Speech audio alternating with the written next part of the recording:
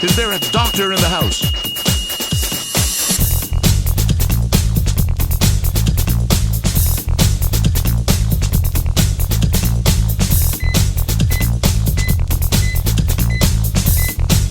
Doctor, you have a visitor in the main lobby.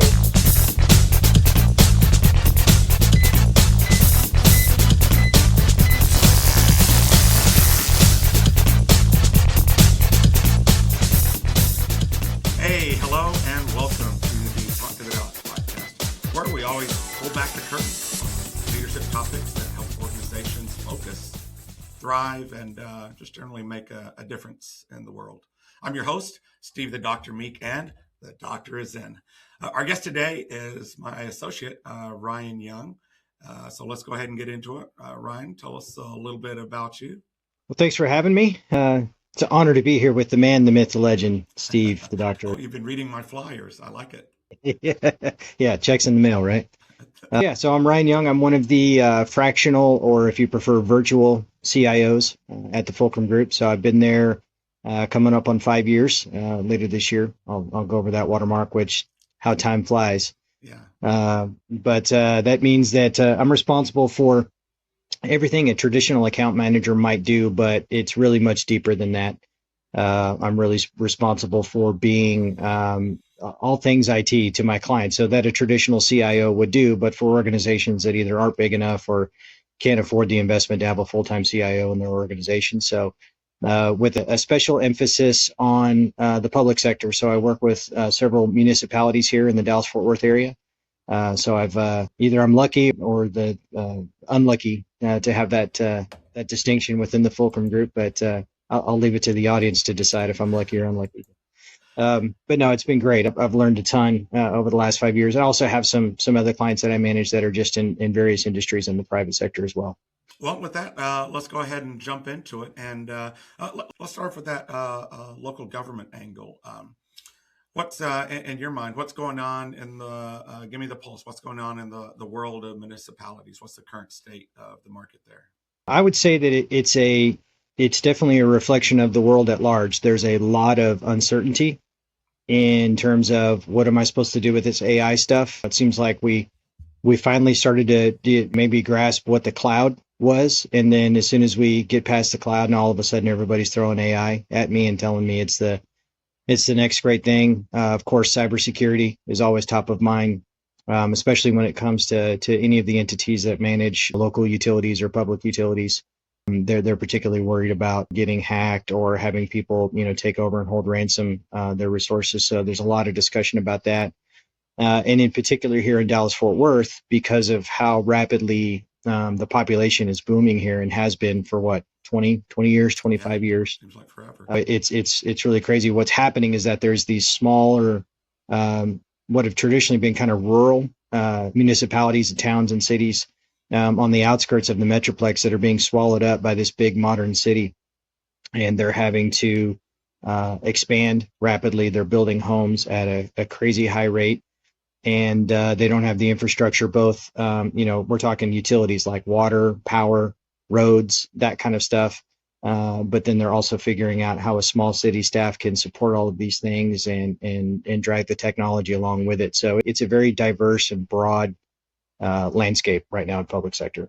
Now, I read something like 60% of, kind of the smaller municipalities were, kind of trying to defer IT and, cybersecurity improvements, kind of, budget uncertainty, those kinds of things. Is that what you're seeing, or? And I'd say there's a couple different reasons for that. There's, in some cases, it's purely philosophical. It's they just don't have the technology mindset. They think of technology of if it ain't broke, don't fix it. Whereas I'm if it ain't broke, you're not looking hard enough type guy. They think of it as a piece of mechanical equipment like a truck or something along those lines that you can do maintenance on things, you can keep things running, and technology just doesn't work that way. So there's a lot of discussion and education in that regard of helping people think about technology differently. But then, as I said in just briefly ago, their budget is being so constrained and pulled in so many directions. These small towns that are having to figure out, how do I get water to these tens of thousands of people that are moving into my municipality? And that stuff's very expensive. And not only do they have to expand it, but oftentimes they're having to go back and upgrade old stuff. So, and all the while, I haven't met too many residents who are happy when their taxes go up. So they're trying to figure out how to do this stuff with the existing budget that they have, or with minimal tax increases or bonds or whatever the case that may be. So there's a lot of tension, a lot of pressure to try to figure out how to do more with less in that area. So how do you navigate that with someone? If you're trying to co-create this plan with somebody, and that they've got limited funding, how do you help them deal with that? Well, you have to triage things. You have to prioritize things. So there are some things in the technology world that fall under the you have no choice but to do this.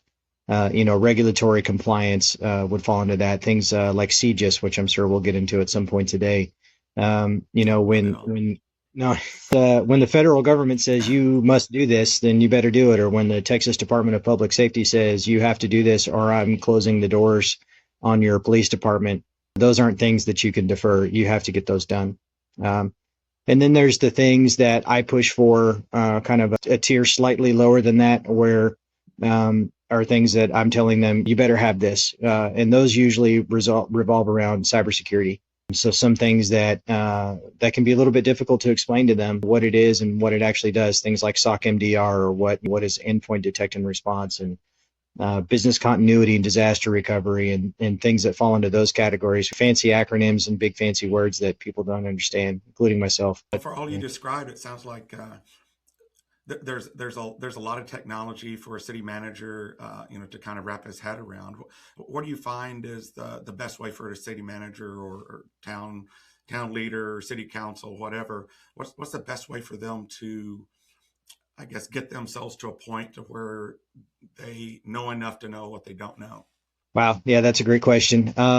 They have to have people that they can trust. There are public sector specific resources that they have. The Texas Municipal League has a lot of good stuff. There are various conferences and things that they can go to learn this stuff. But ultimately, the ones that I've had the most success with are the ones that realize that they've basically hired the Fulcrum Group to be exactly that for them.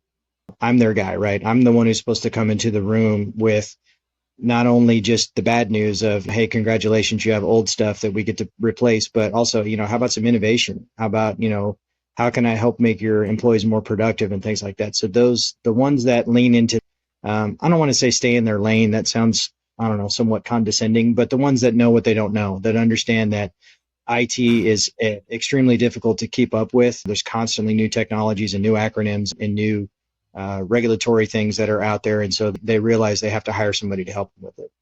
Sometimes it takes that external eye. I find, as a leader myself with a long history, of leadership, I think that I sometimes feel bound by prior decisions. So if I've set up something as a process, it's hard for me to not see that, because it's tradition. That's how we've always done it. So it's hard to break out of that mindset of, oh, there could be a better way to do it, or we could automate that, or there's completely different technology that can do that for us now. So, it's you're almost using stay in your lane. We've always done it that way. It's hard to not see that once you do it. Well, and people, they will live with pain.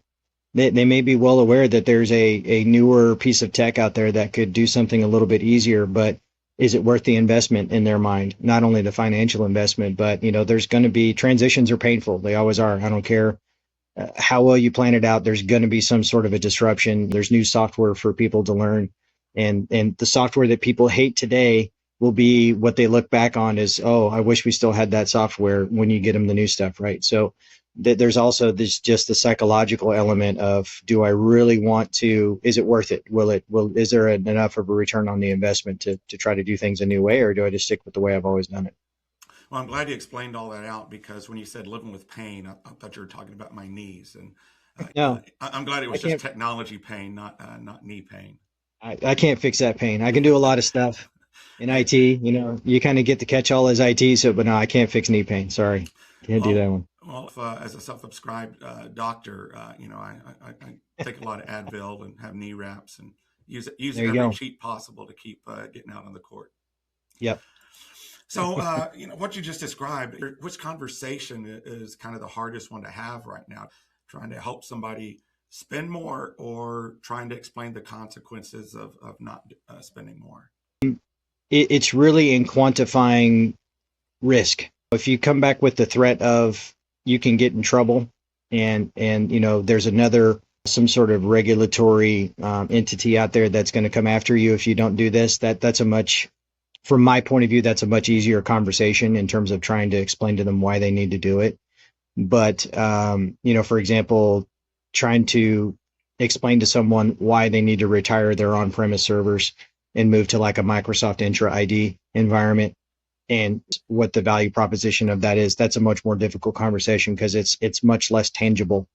A lot of people, especially people that are old school like me, they love to walk into a server room and see that server rack with all the blinky lights and all of this shiny new hardware that they purchased. And they also can wrap their mind around, this was a capital expenditure that I made X amount of years ago, and I can understand that, and I can depreciate that, and I can do things accounting wise. Whereas a monthly recurring cost in the cloud that seemingly goes on forever and ever and never ends is a much more difficult concept for them to accept for that reason, because of the monthly recurring cost. So those are some of the more difficult ones. The things that are not necessarily hard costs or things that don't make life easier. Pretty much anything that's in the name of cybersecurity, multi-factor authentication and things like that, they don't make your day more convenient. They just don't, because then you're dealing with push notifications to your phone and, oh my gosh, I forgot my phone, so I can't log into my computer and all of that stuff. So telling them you have to do that, and somebody will say, but I hate that. Oh gosh, my bank makes me do that and I don't want that. Well, it doesn't really matter whether or not you want it. We've got to do this, and here's the reasons why. Those are tough conversations sometimes. Sometimes it's hard to articulate as a 20-year cybersecurity expert that, heck, even I hate that.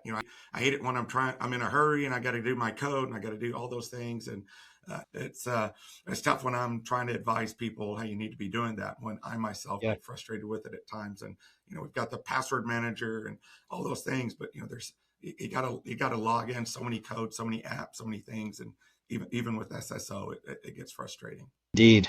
Anytime somebody complains about it, I just pull up my Duo MFA on my phone and show them how many applications I have in there. And then I say, oh yeah, it could be worse. It could be me. So yeah.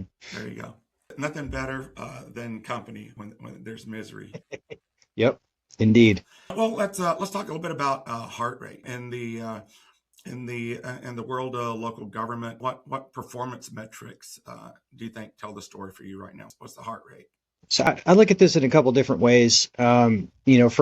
As a third party organization that's managing somebody else's IT, they're my customer, right? So we have some key numbers that we look at internally to assess the health of a client. So you look at things like tickets, but not only tickets, but hours spent. What kind of recurring issues are they having? Those types of things. So that's a really good way to get kind of the voice of the environment, to use a Lean Six Sigma term to date myself. Oh, check you out. Right. Fancy. But so, you look at that. But then there's also like our quarterly strategy meetings. That's where I'm talking to clients and getting really the water cooler talk. That's when I'm like, oh, and I record all my meetings, but I'll turn it off at the end and I'll ask them, okay, what are people saying about us behind our backs? How's the experience? How are you guys doing? Sometimes if they're having trouble coming up with stuff, I'll say things like, it would be nice if, and complete this sentence and find out what are maybe some pain points or some challenges they're facing that either I'm not aware of or they've never told me about it because they don't think I can help them with it. So some of it is just verbal communication meetings with people, and then some of it is looking at more quantifiable data, looking at tickets and hours spent and things like that. That's so important. That was one of my first lessons in IT. Back when I was a salesperson, one of my clients at a prior company called in and said, hey, we're having problems, blah. I asked an engineer to look at it, and he came back and said, hey, everything's okay. And the client called back and said, hey, we're still having problems. So I went and asked the engineer, what you doing? He's, well, I just checked to make sure the server was up. Well, you didn't talk to any users. You didn't ask what was going on. You didn't ask somebody to show you what was going on. So, I had to send him back on Looked site. okay to me. Yeah, it looks okay to you from your point of view, but, it still comes down to the user. But that was a good lesson to learn early on. Yeah. classic example of that is we had a batch of, I won't name the manufacturer, but a batch of laptops that we deployed in early 2025. And we just had all kinds of problems. They were just slow. And for anybody who's ever been in IT, when somebody tells you, man, my computer's just slow, that can be one of the most difficult things to really pin down and troubleshoot as to, okay, why is it slow? And that was one of those heartbeat things where nobody had really done anything wrong necessarily, but it was one of those things that reflects poorly upon us as an organization because ultimately we're their IT department. And if we can't figure this out, that's ultimately going to make them a dissatisfied client. So that was quite a process we had to go through, but it's one of those things that unless you're talking to people and unless they're opening up to you and telling you what's actually going on, you're not going to know that kind of stuff, looking at tickets and other stuff that systems will tell you. Yeah, I think of people like an event log. As engineers, it's easy for us to go and check the logs and look at things, but the feedback from the user is a log as well that can be helpful in determining what the root cause is. Now, I guess aside from that, you'd mentioned sieges before. Have you actually been through a sieges audit or assessment? Yep, I've been through. We're about to have two more in February. In fact, I just got a call from another client today. So I would expect that to be the trend for anybody who hasn't had an audit in a while and are overdue for it. I would say be on the lookout because the Texas DPS has added more auditors to their staff, and so they've got a backlog that they're getting caught up on. So I've been through a couple of them now, and the process was a little bit different between the two. I think they've somewhat modernized it and streamlined the process. Thank goodness. The paperwork is not quite as long as it used to be. It's all one comprehensive document now. So, it's you have to have somebody from the IT department collaborate with you on it to help you fill out the paperwork and make sure you're answering the questions correctly and understand the acronyms and all the industry jargon that they put in there. But then you obviously got to have major stakeholders from the individual department in there too. So usually the chief at a smaller department. And then, there's usually a sergeant in there that gets tagged as the CGIS guy. Yeah. And again, I'm talking about small municipalities. This is, city of Dallas or something like that. But so those are the people. And so, a couple of weeks leading up to it, you've got some pre-work you got to do. You got to fill out the paperwork and submit that to the auditor the week before. And then the week of or the day of the actual audit, it's usually a good half a day that you're in a conference room going through everything, clarifying stuff, doing reality checks on computers, checking for things to verify that the boxes that you checked on the form are reality. So it's a pretty intensive process, but as long as you are doing things you should do ahead of time, you should be in pretty good shape for it. General modern IT hygiene type things, and you should be in pretty good shape. Now, are there any big things you every time you get involved, you say, hey, these are the home runs you need to do right off the bat? Yeah. So things like what used to be called a SIEM, SIEM, those used to be kind of the nice to have category. And while the policy doesn't tell you need to have a SIEM, it basically tells you got to have something that functions like a SIEM. So, we use like a SOC MDR type solution for that, an agent-based one. That collects the logs that you're looking for. So that used to be something that they would suggest and recommend, but it's with the new version 6, right, of the CGIS document, that's not required.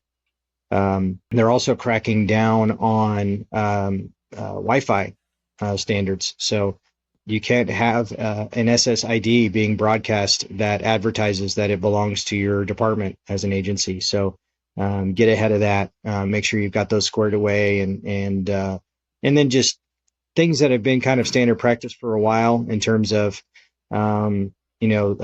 the principle of least privilege. Don't have global admin associated with the chief's account just because he asked for it and thinks that he needs it. If he wants admin, fine, but just create a separate admin account for him and put it on that. Give him a separate username and password. So those are the ones that we spend the most time talking about for sure. Gotcha. Yeah, at home I use CIA Safe House 42 for my SSID. So if you're driving through my neighborhood, you'll know where I'm at. Mine's Big Brother. So nice. For any 1984 fans out there. Got it.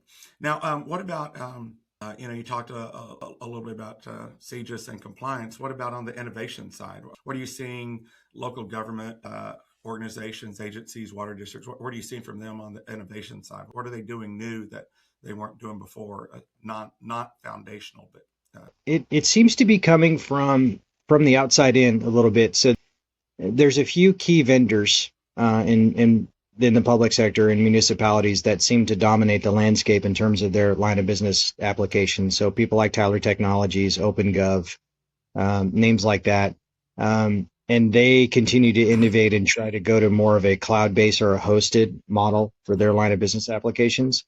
And most city leaders that I'm dealing with are trying to embrace the cloud. And there's really two reasons for that. One is COVID. Many of them are not prepared to send everybody home and work from home. So that was a major hurdle. And if they didn't learn that lesson in 2020, they learned it again in 2021 here when Ice Mageddon hit. yeah. And again, we were shut down for 2 weeks or whatever it was and almost lost our power grid. So a lot of folks, that was when they started to shift their thinking of, I want to stop keeping everybody here in the office. I need to enable people to work remotely. So, and all of the industry went that way as well. That's why everybody's going to more hosted models with that monthly recurring expense that they're doing. So that's the overall shift that we're seeing. And then just with wireless technology and with cellular and even satellite technology coming into play, things that, like collecting meter reads, where you don't often see the guy walking down the street with a handheld meter reading device. That's all done over the internet now. So that's a lot of the innovation we're seeing is it's more about, IoT devices, the Internet of Things, and trying to leverage that and being less dependent on on-premise infrastructure for sure. Now, out of that, do you find that leaders are understanding that, or department heads are understanding that, or is there pushback or disconnect somewhere throughout the organization? I feel like a lot of them feel like they don't really have a choice. They feel like they're being pushed around. They feel like the industry is telling them, well, tough, this is how we're doing it now. And whether it's Microsoft, I still have people that wish that they could buy Microsoft Office 2010 and just keep that CD and use that license string over and over again. They don't understand why they need to have an M365 account. But that's the way the industry's going, not just Microsoft. They might have started it or been one of the early adopters, but everybody else is doing it too. And a lot of people are bitter about it. They don't like it. Yeah, someone who had to load Office off of like 30 floppies or whatever, I rejoice in it because you'd always get to that next to the last disk when it started giving you errors. Oh, good grief. Yeah. So, but everything else is that way too. So they feel like they're being dictated to. They feel like they don't have as many options anymore. And some people really bristle at that and don't appreciate it. Other people are just, it's the way it is, and getting mad about it's not going to change anything. So yeah, I think it's like anything like that. You can be bitter about it all the way, and let it bother you, or trying to figure out how to really make it work for you. Yep. Now, let's go on to let's go into the heart rate. I think of the heart rate as kind of that performance metric that tells the story right now for organizations in the government municipality space. What would you say that is? From their point of view, what are they looking at to see?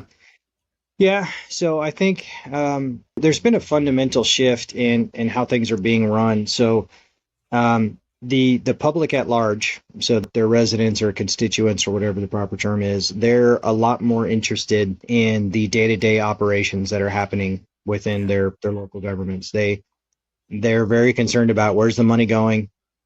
Do we have brother-in-law deals happening here? A lot of scrutiny.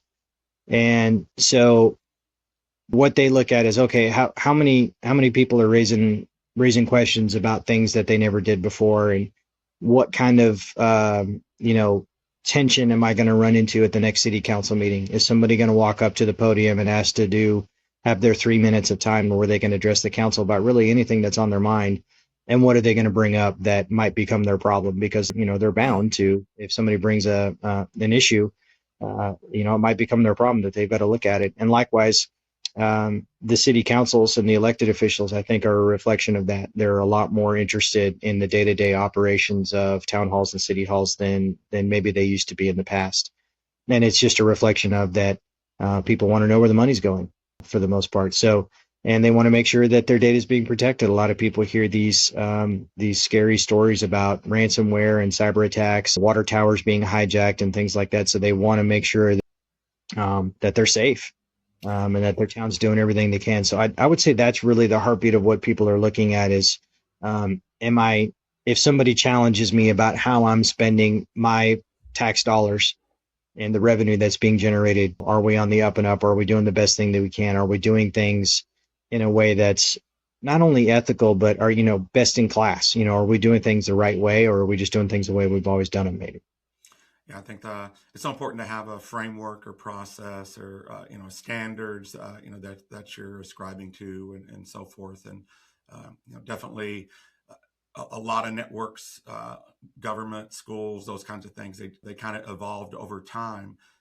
Maybe had multiple leaders, multiple teams, transition, all those kinds of things. So they don't always follow those best practices until you're really deliberate about it. And especially with some of these smaller municipalities, they might have had a guy. The cliche in our industry is Chuck in the truck. He was the one running IT for them. And he, when all you have is a hammer, everything looks like a nail. So he might have been really, really good at doing a network one particular way.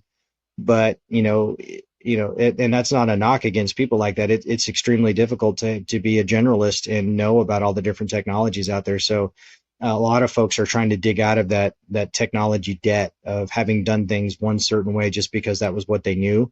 And ultimately the check comes due when you do things that way long enough. And that's the challenge that they're facing right now. Sometimes organizations put that pressure on a person. It's easy for me to commit to investing 20% of my time about learning about all the new stuff going on. But if you're supporting 50 users, 100 users all by yourself, and there's constant requests coming in all day long, it's hard to disengage from what you're doing and try and figure out how to get better at whatever it happens to be when you're under that pressure of users all the time. Yep. It's the tyranny of the immediate, right? And people change your mind for you all the time. The city manager or the council might come to you and be like, hey, we want to get this done and we need you to shift your focus and to this immediate project. So whatever it is you're working on, it takes the back burner. And so that's the challenge all IT people face every day is like, okay, what's the most immediate and pressing thing that I have to work on right now? And then also what's my long-term strategy in my investing in my personal development and the development of my team to make sure that we're on top of things. Yeah, it's a tightrope for sure. And when you talk about long-term strategy, for organizations like that, what comes to mind for you when you start thinking about long-term strategy for them? That they just need to have one to begin with. Plan the work and then work the plan. One client we recently onboarded, again, a small municipality, when the day one, after the contract signed and everybody's so happy that we've got this new client. And so we're doing our initial walkthroughs and getting to know everybody. And I just happened to ask the acting city administrator at the time, so what was the IT budget last year? And he just looked at me and laughed. And he said, 0. We didn't have a budget for IT. And he was serious. They bought computers when they broke or when they hired new people and they had to have a new computer. And that was extrapolate that across anything IT related, pretty much anything that runs on electricity or connects to the wall. That was how they approach things. So having to explain to them, well, we really need to get into this, and being able to project 5 years out, like, okay, here's the equipment that you're going to need to buy. And that's when it's incumbent upon me as their CIO, starting in April, May, June timeframe. That's when I've got to be getting all of my input into them, because that's when they're starting to budget. And so I've got to tell them, here's everything that we need to have on the budget for next year, which starts in October. Yeah. If you don't get it in there and October 1 comes, the money's not there. And it's not pleasant when you have to do a budget amendment and go before the council and explain to them, hey, we've got to spend X thousands of dollars on something that we didn't see coming. It's not fun. So I try to avoid those at all costs. And so it's really about, one, just have a strategy, and then make sure it is a holistic look at your environment. So not just when do I need to buy a new computer, or when do I need to buy a new server, hardware-based stuff, which is easier for people to wrap their minds around because it's a box, it's a commodity that they can buy off the shelf.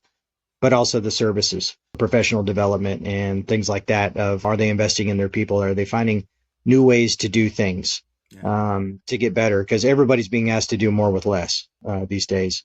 And I think AI has amplified that requirement of now that it's possible to do even more with less because you have this AI helper potentially that you could be taking advantage of. The expectations have gone up even more in that area. I want to talk a little bit more about AI, but first I got to hit you with my favorite answer to the budget question. One time I asked somebody what their budget was for technology, and his answer was, I'll give you a hint. Our employee benefits are free Wi-Fi and free parking. Duly noted. That was real easy. But anyways, let's talk a little bit more about AI. What are you seeing, or how are governmental entities handling AI? They're terrified of it. They're very, very leery. They don't know how to even go about starting the journey to get into it, but they are at the same time intrigued by what it might be able to do for them. I saw a funny, like a cartoon on LinkedIn the other day that it was like a, what do we want piece? When do we want it now? It was a take on that thing. And it was somebody saying, what do we want? And the CEO's going, AI. And what do we want it for? We don't know. That was the answer, but we just know we want it. So I see some more of the advanced, maybe the power users, the people that are more tech savvy and more willing to embrace technology. As we look at, we have some SaaS discovery tools that we run on our networks to find out, where are people going. And so we're seeing ChatGPT, Grok, we're seeing more of those things, Microsoft Copilot, of course, on those lists of people trying to embrace it and chatting with it and trying to figure out how they can be a little bit smarter with their jobs. But for the most part, it's very introductory level. They're basically using it as a chatbot to help them write documents, check grammar, help them write emails. So content creation, very based, text-based content creation. But in terms of like, how do I automate a process? Can I develop my own applications? Nobody's really going there yet, in my experience. Well, I know there's some concern about TREGA, the state of Texas AI responsibility or responsible use law and stuff. So not sure what all is going to come out of that, but also saw the Texas DIR release some requirements, and it's probably more for state agencies and stuff, but some requirements for AI security training to go along with the cybersecurity stuff that they've always required. So curious to see how all that fleshes out and turns up. And AI is still relatively new. And so I think part of what's happening right now is people are just starting to grasp the concept of, okay, I've got these things that are more of consumer-based AI products that I can talk to and I can chat with and I can play around with, maybe writing a little bit of code or doing these things. But then when it comes to an enterprise environment, that's a very different ballgame. You've got a lot of different data security that you've got to take into account there. And so a lot of the conversations I'm having right now are trying to educate people about ChatGPT is fine, but what are you putting in there? Because here's the risk. If you're using the free version or even the paid version for that matter, it's not the same as if you're using Copilot or something that's more of an enterprise solution. Very different. Yeah, I think I was looking in ChatGPT, being a big privacy guy as well, and there's a saying that if you're not paying for the service, then you're the product. And so the free version of ChatGPT, all your stuff gets ingested in the LLM, and even the paid version, you have to go in there and change a privacy setting to kind of block some of that. But that's anytime you've got consumer stuff in a business network, when you've got a $50 device in $1 million environment or business or organization, that's never a good thing. Yep. And so what about operational discipline for the leader of technology initiatives or a department at a governmental entity, public waste, public safety, whatever? What kinds of disciplines do they need to have? Operationally, it seems like they're having a hard time zooming out and being more strategic about how they do things because everybody feels like they're understaffed. They don't have enough people to get the job done, especially when you start talking about public works. Post-COVID era, things were so hard to you couldn't get vehicles, you couldn't get trucks. And so it just always feels like they're in damage recovery mode or damage control mode. They're responding to emergencies and they just don't have the time and resources to invest in in the long-term things that could ultimately drive down some of those reactive things. It's the same thing we do in IT, right? We try to have an infrastructure in place that helps reduce the noise that we have to deal with in environments. It's a kind of a snowball effect. Well, the reverse is true, right? The downward spiral. So operationally, it feels like so many of them are dealing with that. And I mentioned earlier that they feel like they're being dictated to in terms of the tools that they have available to use if they want finance software or utility billing or something like that. Those are very specific and specialized applications, and they don't feel like they have a whole lot of options there. And in some cases, some of these programs are so big and so powerful that people only know how to use a tiny fraction of them. So they have this idea that I know I could be doing this better. There's probably a better way to do this, but they feel like they don't have the time or the resources, or that the vendors are responsive to them in terms of getting them training and teaching them how they might be able to do things a better way. So I know a lot of them just feel like they're constantly under the gun of being pulled in a million different directions, whether it's public sentiment or the council, which is kind of the same thing, pulling them in one direction, or their employees expressing dissatisfaction with something. So they're trying to figure out, okay, how can I serve my employees internally? And so it's a very complex dynamic, operationally speaking, of how do I maximize my resources and what I have available. Yeah, I mean, I think, in perspective, I think we're supporting thousands of users, but when you're talking about a city, you basically have, if you're a city with 30,000 people, you've got 30,000 users that you're having to respond to, even though the organization may only have 50 employees or whatever it happens to be. It's the ratio of person to employee in a typical city. I could see where that would make it very difficult. And the smaller the city, the more hats they're wearing. So I've had some experience with people who wanted to get out of the city. So they might have been working for one of the larger cities here in Dallas-Fort Worth. And so they move out to the country and get another job out there. And they start asking, well, who does this? Well, you do, because it used to be a specific job, for somebody at a bigger city. And now all of a sudden you've got somebody like maybe a city finance manager is also the IT person, or somebody at the PD might be the IT person. So you've got a lot of people wearing multiple hats, similar to a small business. Sure. A lot of times, a small business owner wears a lot of different kinds of hats. So that there's definitely that element in local government as well. So let's talk about the weight. Let's talk about strategy. What strategy metric do you think leaders should know about? I think they need to be looking. I don't know if there's a particular number that they can, so you use the word metric, but 42, right? Yeah. But or maybe 6-7 for the kids. Shout out to the kids. I'll throw in a 6-7 in there. Strategically, I think they just need to look to the future to say, what did I learn from COVID, from 2020? What did I learn from Ice-Mageddon in 2021 and everything that's happened since then? What are the trends? How many people are going to be moving here to this municipality? And then what do we got to do to be able to support those folks? And to look beyond that tyranny of the immediate that I mentioned before of, I've got to find money to buy 10 new computers this year. Okay, well, what about next year?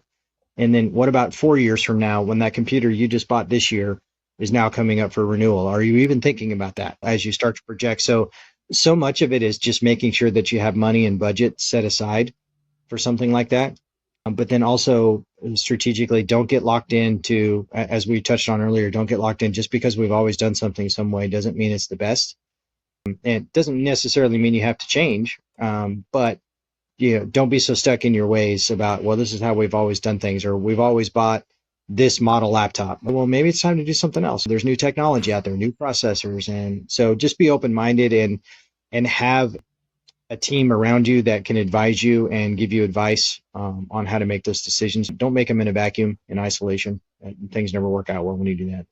Now, how much, I guess in your experience, how do you feel cities are doing things? Do you think, how much of the IT budget is tied to risk reduction versus just kind of keeping things running?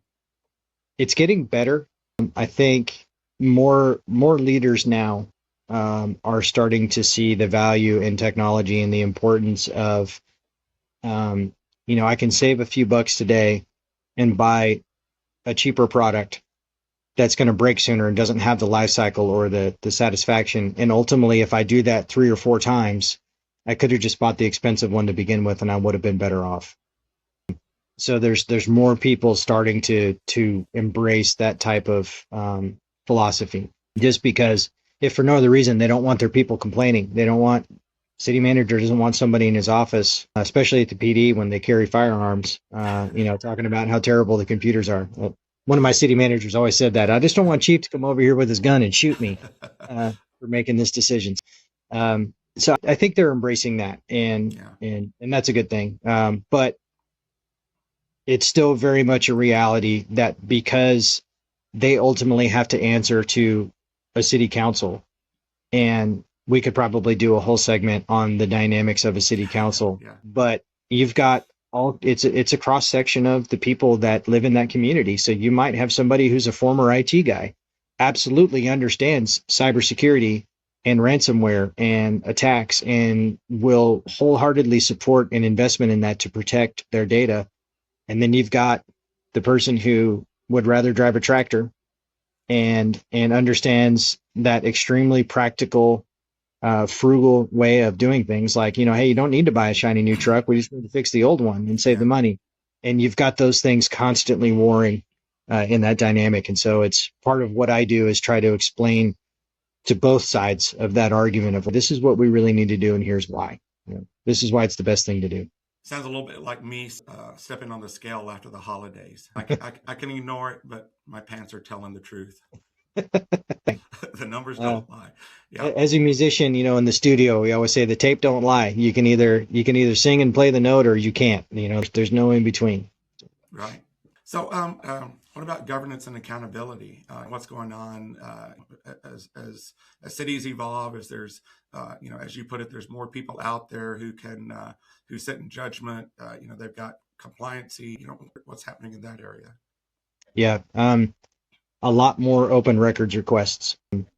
So I think the heart of the Freedom of Information Act was that citizens should have the ability to understand what's going on and see. It should be transparent. Our government should be transparent. But obviously the risk, the other edge to that sword is people can use it for frivolous things. Mm-hmm. You've got companies use it to get contract information so they know pricing wise what they're competing with, which against existing vendors. I don't want to say they're wasting people's time, but they're consuming. There's a lot of requests.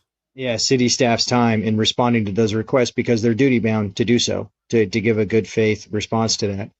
But then you've also got concerned citizens that just want to know, hey, I want to know every email that was sent from our mayor to this contractor between these years or these months, and they have to be able to respond to those types of things. So there is a lot more accountability in terms of, and people are a lot more aware of it when they're making decisions. It used to be like, we'll be fine. We can, we don't need to go out to bid for this necessarily. You guys are the incumbent, we'll be fine. But unless somebody comes in there and starts asking a question, then all of a sudden there's a lot of, there's hell to pay. So people are more leery of that. They're more conscious of that. It could be you. So, do everything by the book for sure. And especially as staff members are migrating from bigger cities out to the smaller municipalities, they're finding there was a lot more of that, kind of tribal stuff happening of, we're a self-contained community. We're doing everything. Nobody asks questions. We've got our thing. This is how we do stuff. And it's like, well, that's technically not above board. We probably shouldn't do it that way anymore. We're going to have to do it this way. So, but yeah, it's my role in that is trying to give people the tools to make it easier for them to respond to that. So, a really good email archiving tool that is compliant with FOIA, that can help you, extract those emails and redact information from them and flatten them into a PDF file, which is surprisingly complicated. So the first time I had a city secretary recently who had never used that tool, she was doing things the old-fashioned way of asking people like, hey, I need all your emails you had for this. And so give me your emails. And I said, you have a tool that will do this for you. Oh yeah, I know. I've just never taken the time to learn it. So, I was like, let's set up some time tomorrow morning. Let me teach you how to use this. And you'd have thought that I'd hung the moon because it took 10 minutes for her to do what used to take hours. So those are really satisfying and gratifying wins as an IT guy of something like, hey, you've already got this. It's already in place. Let me teach you how to use it. And show you what you can do with this technology, and it'll make your life easier. Those are good moments.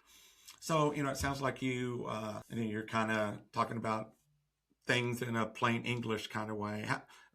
What do you find that people are most curious about, but maybe don't ask about the users or leaders or whatever? What do they, I guess, what do you wish they asked more about so that you could help them understand? AI. I keep coming back to it, but because it's just such a hot button topic. If you think about the conversations that are happening with AI, some people literally think it's going to be the end of the human race as we know it, that it's going to take over. And other people think it's the greatest thing since sliced bread and everything in between. That's why I say AI when I use it, just in case. Exactly. Yeah. Leave him alone. He's one of the good ones. I saw some number the other day about some AI expert saying how much energy the world is consuming by saying please and thank you to AI chatbots. Anyway, so I wish people would educate themselves about it, because it's not something, it's not an oh by the way type of conversation. As I'm walking down the hall, if somebody stops me, hey, tell me what's going on with AI. There's a lot going on with AI, and so we need to be a little bit more intentional, I think, with trying to bring that education to your average end user. So that's definitely a hot button topic. And then I think most people are as I mentioned before, because they're being pulled in so many directions and having to wear so many hats. People are just really busy. And so they're looking for ways to try to do more with less and have a little bit less tension, a little bit strain on their resources.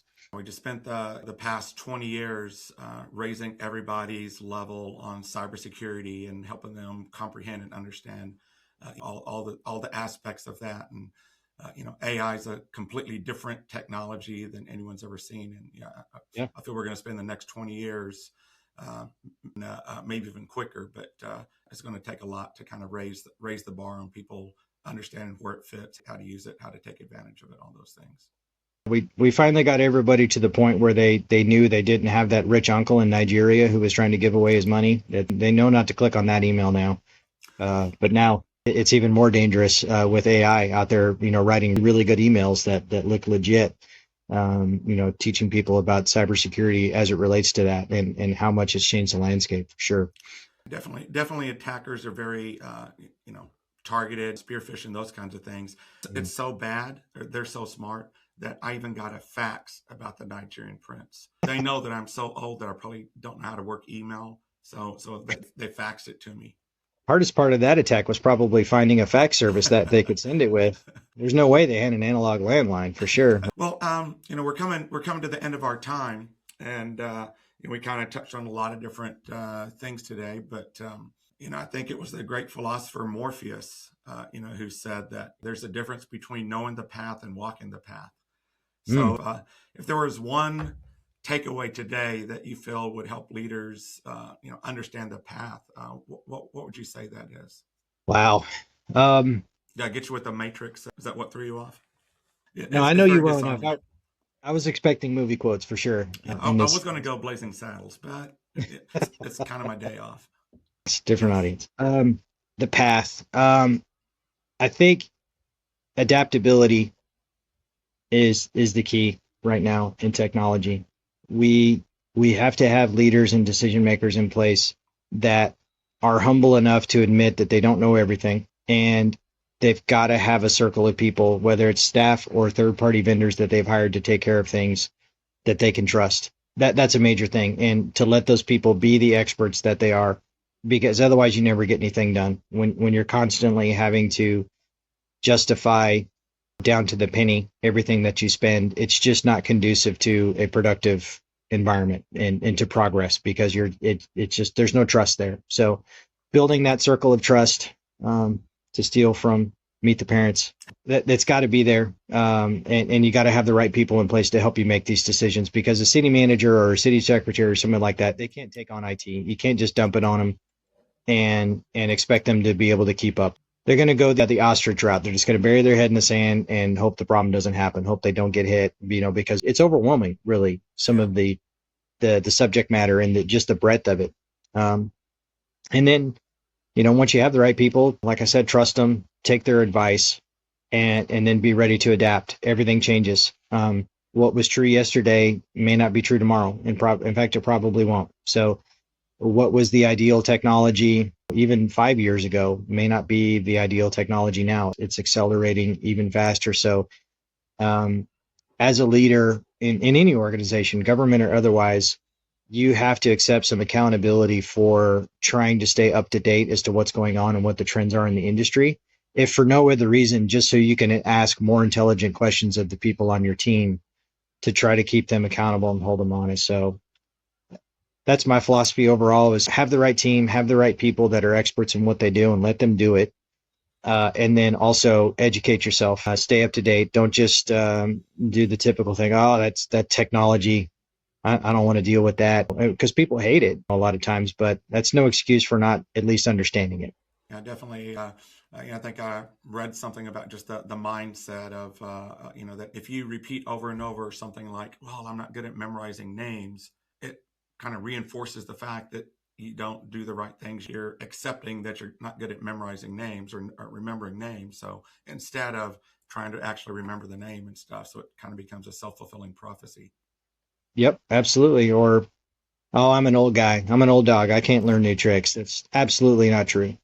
I know people that are, in their 60s, 70s that are extremely tech savvy and understand that stuff, and maybe even learned it late in life. So it's really more about your attitude and how you approach it than it is any excuse you might have. And that's honestly, that's why I go around all the time saying, I'm going to dunk this week. I'm actually starting to get pretty close. Speak life into it, Steve. I'm That's speaking right. life to it. Speak, It's got legs. speak it into existence. Get it. You could do like Mavs, man. Get one of those trampolines. I'm sure you could pull that off. You could do it once. I'd probably, my knees would probably just buckle at the first bounce. Now, so that's your big takeaway.